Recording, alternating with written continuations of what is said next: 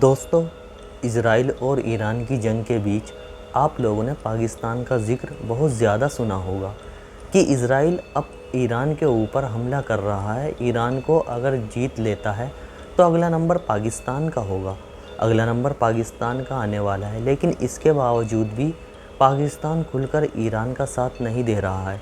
जहां एक तरफ जंग चल रही है ईरान और इज़राइल के बीच, अमेरिका इजराइल का पूरा साथ दे रहा है। पाकिस्तान ईरान का पड़ोसी देश है, लेकिन इसके बावजूद भी ईरान का साथ नहीं देते हुए जंग के दौरान पाकिस्तान का जो आर्मी चीफ होता है आसिम मुनीर, वो डोनाल्ड ट्रंप के साथ लंच कर रहा है। पाकिस्तान को लेकर काफ़ी चर्चाएं हो रही थी, लेकिन लगता है कि अब पाकिस्तान का नंबर आ चुका है। पाकिस्तान को ऐसा लगता है कि हमारा दोस्त है अमेरिका, लेकिन अमेरिका किसी का दोस्त नहीं है। अमेरिका का इतिहास पाकिस्तान अगर अच्छे से देख ले तो यह बात पाकिस्तान को समझ में आ जाएगी। अमेरिका ने पाकिस्तान को घेरने के लिए जाल बिछाना शुरू कर दिया है और अब लगता है कि पाकिस्तान अमेरिका और इजराइल के निशाने पर आने वाला है। क्या है पूरा मामला, आप लोगों को बताएंगे, डिटेल से बताएंगे। खबरें और भी हैं, बहुत सारी हैं, अलग अलग टॉपिक पर वीडियो आखिर तक देखेंगे। बहुत सारी नई नई खबरें इस वीडियो में आपको सुनने को मिलेंगी। दोस्तों, अमेरिका और यूरोप की सबसे बड़ी चालाकी ये है कि इन्होंने अपने देश के अंदर ही दुनिया के तमाम बड़ी बड़ी अंतर्राष्ट्रीय संस्थाएं बना रखी हैं और इन्हीं के इशारों पर ये संस्थाएं दुनिया भर के देशों के लिए रिपोर्ट जारी करती रहती हैं। हाल ही में आपने अंतर्राष्ट्रीय परमाणु ऊर्जा एजेंसी को ही देख लिया। ईरान के अंदर जाकर तो यह संस्था ईरान के परमाणु प्रोग्राम पर पूरी नज़र रख रही है, लेकिन इजराइल के अंदर कभी जाने की इनकी हिम्मत ही नहीं हुई।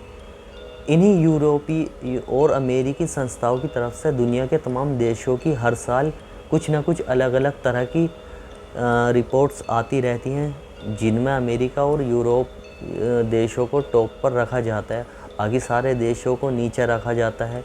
यह बहुत छोटी चीज़ें हैं। International criminal court, international court of justice, ये सारी की सारी संस्थाएं जो हैं वे इन्हीं के इशारों पर काम करती हैं, इन्हीं के इशारों पर सारी रिपोर्ट जारी करती रहती हैं।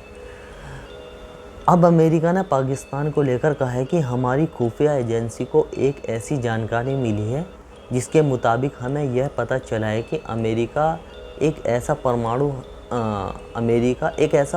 हथियार बना रहा है, कि ऐसी परमाणु मिसाइल बना रहा है जो सीधे पाकिस्तान से अमेरिका की ज़मीन पर हमला कर सकती है। पाकिस्तान एक परमाणु सशस्त्र अंतर महाद्वीपीय बैलिस्टिक मिसाइल ICBM बना रहा है और यह मिसाइल डायरेक्ट परमाणु हथियार लेकर पाकिस्तान से अमेरिका तक मार कर सकती है।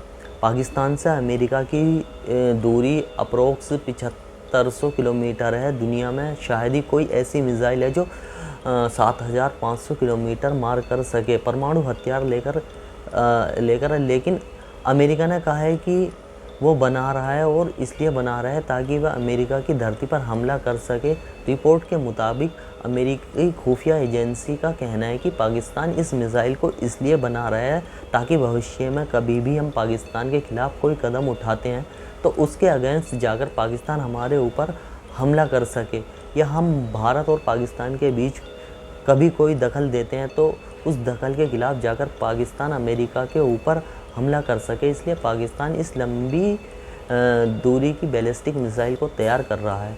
रिपोर्ट्स में यह बात भी की गई है कि अमेरिका से खुफिया अधिकारियों ने पाकिस्तान को इस बात के लिए चेतावनी भी दे दी है कि पाकिस्तान अगर ऐसी बैलिस्टिक मिसाइल बनाता है और उसको तैनात करता है तो फिर अमेरिका पाकिस्तान को एक परमाणु विरोधी देश मानने के लिए मजबूर हो जाएगा। अमेरिका ने कहा है कि ऐसे किसी भी देश को अमेरिका का दोस्त नहीं माना जाता है, तो पाकिस्तान का नंबर लगता है कि अब आ चुका है, क्योंकि अमेरिका ऐसे ही जाल बिछाता है। इराक के अंदर भी सद्दाम हुसैन के साथ अमेरिका ने यही किया था, जिसके बाद इराक तबाह हो गया था। सद्दाम हुसैन की और अमेरिका की कोई दुश्मनी नहीं थी। सद्दाम हुसैन जब ज़्यादा पॉपुलर होने लगे मिडिल ईस्ट के अंदर, सद्दाम हुसैन ने जब कुवैत के ऊपर हमला करके कुवैत को सिर्फ 6 घंटे में ही जीत लिया था, तो उसके बाद अमेरिका सद्दाम हुसैन का दुश्मन बनना शुरू हुआ और फिर अमेरिका ने कहा कि ख़तरनाक हथियार बना रहे हैं सद्दाम हुसैन, जो दुनिया के लिए ख़तरा पैदा कर सकते हैं।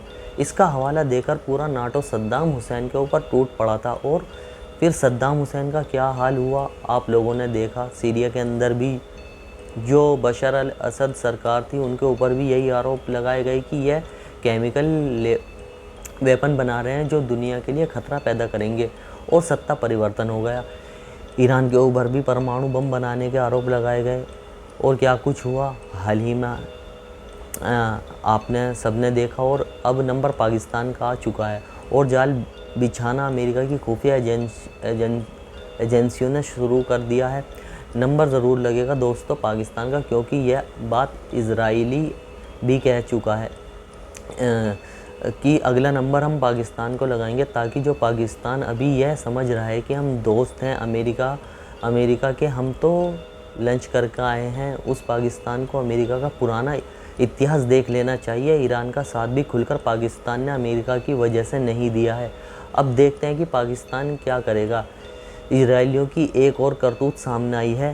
बेंजामिन नेतन्याहू और इसकी जो खुफिया एजेंसी है मोसाद, यह लोगों को लड़ाने के लिए किस हद तक जा सकते हैं। आप लोगों ने देखा कि इस जंग के दौरान अमेरिका इजराइल का साथ तो दे रहा था, लेकिन खुलकर जंग में नहीं आ रहा था। लेकिन जब खुलकर जंग में आया, B-2 बॉम्बर से बम बरसाए ईरान के अंदर जाकर, तो उसके बाद अमेरिका के अंदर डोनाल्ड ट्रंप का बहुत ज़्यादा विरोध भी हुआ। अमेरिकी जनता लगातार डोनाल्ड ट्रंप से यह कह रही थी कि आप क्यों पंगा ले रहे हो, क्यों आप बम गिरा रहे हो। जो कांग्रेस है अमेरिका के अंदर, वह भी पूछ रही थी कि आपको क्या ज़रूरत है ईरान के ऊपर हमला करने की। अमेरिका की जनता ट्रंप के इस फैसले से खुश नहीं थी कि आपने ईरान के ऊपर हमला क्यों किया। अब ऐसे में इन इजरायलियों ने कैसी चालाकी खेली कि कैसे भी करके अमेरिका की जनता को ईरान के ख़िलाफ़ किया जाए, ताकि डोनाल्ड ट्रंप फिर खुलकर ईरान के ऊपर हमला कर सके।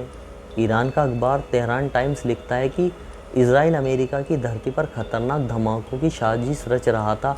कुछ ऐसे धमाके करवाए जाते हैं अमेरिका के अंदर जिसमें लोगों की जान जाती है, और उसका सारा इल्ज़ाम इजराइल अमेरिका के साथ मिलकर ईरान के ऊपर लगा देता है कि अमेरिका की धरती पर जो धमाके हुए हैं वह ईरान ने करवाए हैं।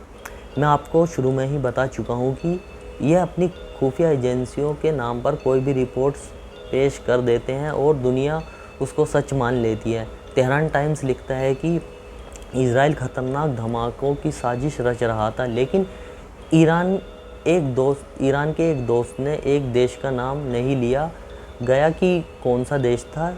उस देश ने ईरान को सारी जानकारी दे दी कि ऐसी प्लानिंग इजराइल अमेरिका के अंदर कर रहा है, अमेरिका के अंदर धमाके होते हैं और उसका पूरा दोषी ईरान को ठहराया जाता है। जिसके बाद अमेरिका फिर ईरान के ऊपर खुलकर हमला करता है और अमेरिका की पब्लिक फिर भी डोनाल्ड ट्रंप से कुछ नहीं कहती। लेकिन जैसे ही ईरान के अधिकारियों को यह जानकारी मिली, ईरान के अधिकारियों ने फ़ौरन अमेरिका की खुफिया विभाग को इस बात की जानकारी दी और इजराइल अमेरिका के अंदर जो धमाकों की प्लानिंग कर रहा था, अमेरिकी खुफिया विभाग ने उसको नाकाम कर दिया। तो ज़रा सोचिए दोस्तों, यह किस तरीके से काम करते हुए। अगर धमाके हो जाते, अब ना जाने कैसे धमाके होते, कितने ख़तरनाक होते, कितने लोग मारे जाते। तो इनको कोई परवाह नहीं इंसानों की, लोग मारे जाएं, कुछ भी हो जाए, लेकिन इनको अपना मतलब निकालना है। जहां एक तरफ डोनाल्ड ट्रंप बड़े बड़े दावे कर रहे हैं कि हमने जो हमले किए ईरान के परमाणु ठिकानों पर, ईरान के परमाणु प्रोग्राम पूरी तरह से ठप हो गया। लेकिन इस बीच खबर आ रही है कि अमेरिका और इजराइल लगातार ईरान के ऊपर प्रेशर डाल रहे हैं कि आपने जो यूरेनियम ट्रांसफ़र किया है वह यूरेनियम जल्द से जल्द हमें दे दें, उसकी जानकारी दें, वरना फिर से आपके ऊपर हमले किए जाएंगे। दोस्तों, परमाणु बम बनाने के लिए सबसे मेन चीज़ कोई है तो वह यूरेनियम है। और यूरेनियम निकालना कितना मुश्किल होता है दोस्तों, बड़ा ख़तरनाक प्रोसेस है इसको निकालने का, और यह बड़ी ख़तरनाक चीज़ है। 1 किलो यूरेनियम कैसी तबाही ला सकता है, आप सोच भी नहीं सकते। फ़िलहाल आयतुल्ला खामनाई की तरफ से भी बयान आया है। उन्होंने ट्रंप के उस बयान को लेकर कहा है कि हमसे ट्रंप कह रहे थे कि आप सरेंडर कर दो।